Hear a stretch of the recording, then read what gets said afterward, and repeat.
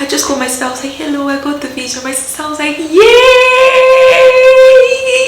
Ah, she was so excited. She was like, thank you, Jesus, thank you, Jesus, thank you, Jesus. Hey people, hi people, welcome to the channel. Again, as usual, I'm so excited to have you guys here, as you can see from my smile. Okay, let's get straight to this video. So in this video, I'm basically sharing with you guys my US visa interview experience, how it went for me, and in the comment section, do not forget to also share your experience for other people who are interested. You know, these kind of stories help people to prepare. So when I knew that I was going to travel to the United States, I had got my interview dates and all that whole kind of backstory. It was time for the interview, and I remember that 2 days before the interview, I was very anxious. I was so scared. I was like, God, I want this and I want you to give me. Like, I was super anxious. I don't really like to talk about anything I'm trying to do until I've done it to some extent. You get? So I knew that interview, I did not really tell a lot of people who knew me did not really know that I was going for that interview. But a day before the interview, I spoke to a friend. His name is Iri. Shout out to you. His name is Iri, and we spoke, and he prayed for me. He always prays for me, and when he prays, like, he tells me things, and I'm like, okay, let me not digress. So that day he prayed and he was like, Yvonne, I feel strongly in my spirit that you're gonna get this visa. Just go get it. That's what you need to do. Just go get it, it's yours. So I was like, okay, I believe God is speaking through you and I'm gonna get it. I want it, I get it. So that was the night before. I was super anxious and scared and all that kind of thing. Then on the morning, I didn't really sleep. I didn't really sleep. I had done like mock interviews. I had tried to like read on Ireland a lot of the questions that they ask and all those kind of things. So I did not really sleep per se. Then on the morning of the interview, I woke up early because my interview was for 11 or 10, I can't really remember. I woke up pretty early, and then I was gonna leave the house. I was literally gonna book a ride, and then I saw my next door neighbor going to the office. He's an officer, so I was like, hey, I'm going to go with him because his office is just around that area. So I was like, oh, I have a US interview, Jerry, I want to go. I didn't want him to know, but you know, I mean, it would not make sense if he's dropping me there. He's like, okay, what's going on? So I was like, okay, yeah, I have a US interview and I like to follow you and all that kind of thing. So no, it was even in the car. I told him that I had a US interview, not when I asked him if I could follow him. So we were in the car, then he dropped me right in front of like where the interview was to hold. So I crossed to the other side and I went in. There were a lot of people there. Thank God I didn't go with my phone, so I dropped my phone in the house. I only carried my files and all that. Please do not carry your phone, because there are a lot of people there and I don't think they really allow phones inside. And I did not go with any of my family members who I could have left the phone with, so I did not go with my phone. I left my makeup. I carried not really makeup, just powder for my face, because you know your girl has to look bright. So I carried, and then I had to drop it because they didn't let me use it. So I just put my lipstick and I went inside. So while I was waiting in the hall, I was like, because you have to be moving and moving, I was sitting. To my right was a girl and to my left was a guy, and so I was trying to have a conversation with them. The guy said that was his second time interviewing. The girl said that was her third time interviewing. I was like, Jesus Christ, I was scared already. It was like the devil just gripped my heart with fear, like bam. I was like, Yvonne. Then I was like, okay, you know what? I said in my mind, I was like, God, I am gonna get this interview. I'm gonna get this visa. I am not going to interview anymore for a US visa, F1 visa. I am going to get this visa and I'm going to get it. That's what I told God, and that's what I'm gonna get. So I went inside. because you have to cross over to the other side. If you've not done an interview, you might not really know what I'm trying to say, but like you get over to the other side. And so that's how I was able to eventually get into the major hall.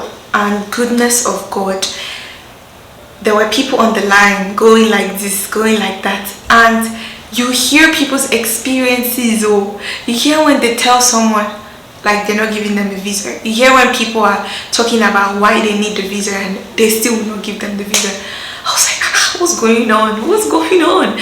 But I was very observant. I saw that there was a window where all through the time I was there, the consular or the officer never gave anybody a white paper. So a white paper is, oh yes, you're gonna get a visa. A blue paper is, sorry, we're not giving you the visa. This guy kept giving people blue. I was like, I started speaking in tongues. I was like, in my heart, I'm not going to go to that window. God, do your thing. I'm not going to go to the window. I was so scared. So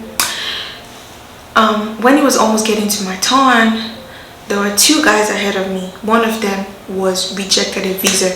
In fact, he squeezed the paper and walked out. The other one who was rejected a visa, I kind of felt like he was intimidated, because myself, I didn't like the way he was talking. There was no, like, he was not bold talking, so they didn't give him. So guess what?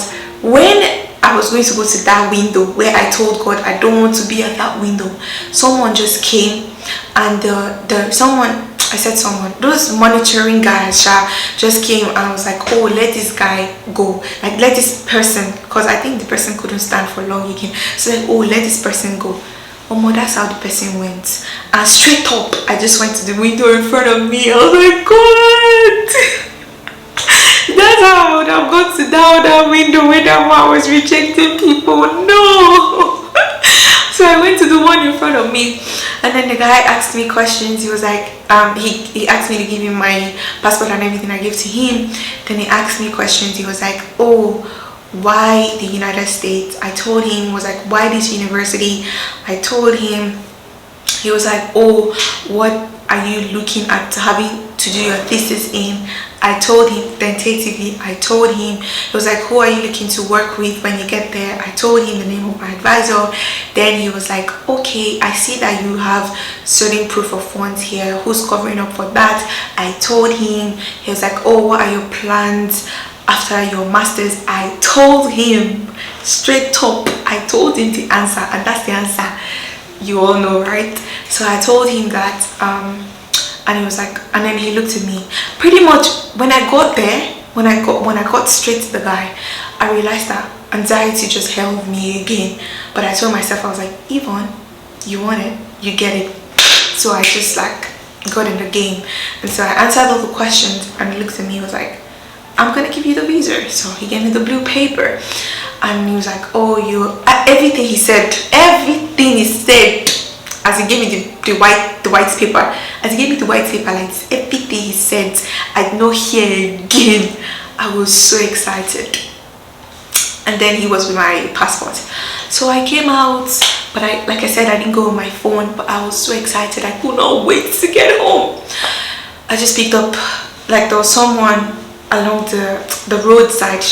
I was like, please, can I use your phone to call? Because they have like all those call centers there. Can I use your phone to call? The person was like, oh sure. I paid. I think I gave her 200 naira, and I spoke for less than 2 minutes. I just called my sister.